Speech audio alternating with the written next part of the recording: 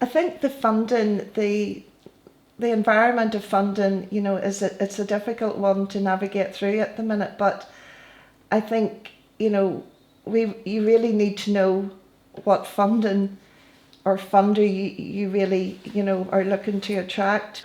I think at the start we were maybe chasing just one thing, and now we've realised there's different directions we can chase, I had all my eggs maybe in one basket looking for one funder and to fund a project, and I suppose if that failed I had no other avenue or options, and now I've a few now that I can maybe think about chasing, I think you need to have your programme and your project designed initially, and then you source your funder, not the other way around, because a lot of groups have used that approach and then have found out when it's too late that they couldn't really fulfil the application that they'd put in for, because it was completely out of their remit.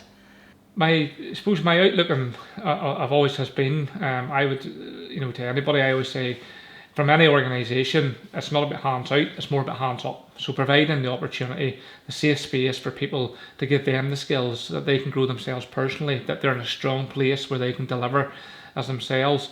Some of the challenges around funding that we find is that if you have made an application for funding, and sometimes it can be 3-4 months before you hear back, and that can produce gaps for delivery. So unless you have like reserves there or something that you can feed into to sustain that for the 3 or 4 months gap, that can actually cause a major problem. I think the whole idea is reading the criteria and not being afraid to turn around and say, no, that's not for me. Because sometimes what we were doing in the past was we were trying to tweak our organisation to fit into the criteria of the funder, but then you're losing your identity. You were starting to do projects that weren't really what you want to do, or tweaking things to fit it in. So I think you just have to be upfront and honest and just say, listen, that's not for me, and then focus on the ones that are for you. Give it more time and more effort and more opportunities, to being more selective of what you apply for.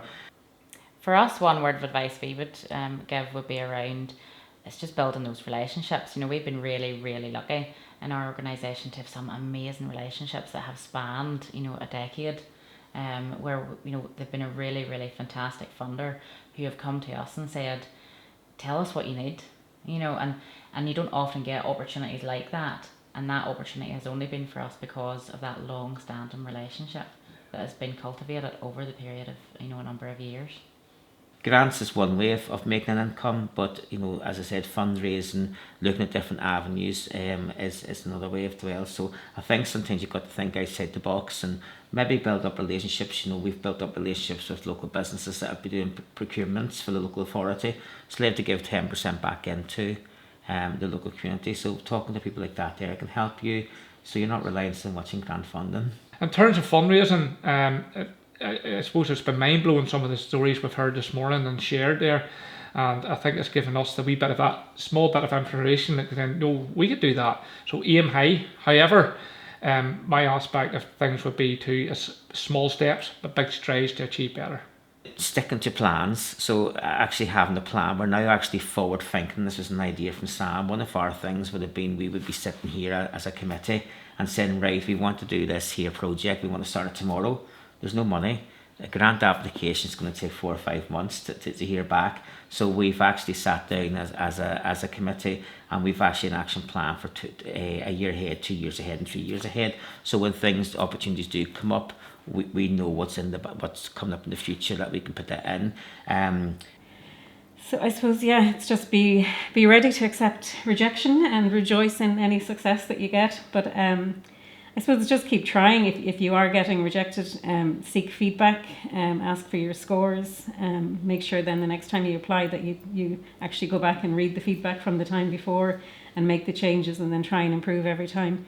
It takes a long time to build a relationship with funders, and it takes a long time for them to trust you. You have to build up a track record with them, and eventually they will start to give you a little bit more.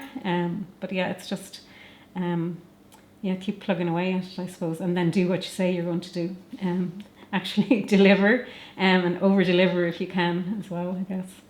We found as well with grant applications as well, because you actually have a vision. It's not just a, can we get this here money for the next 3 months and then we're going to be happy ever after. It's saying if we get this, we're then able to do this, we're able to do that. So by showing that to grants, we found our grant applications are more successful, and we always get feedback on our grant applications, and we're now getting a higher score.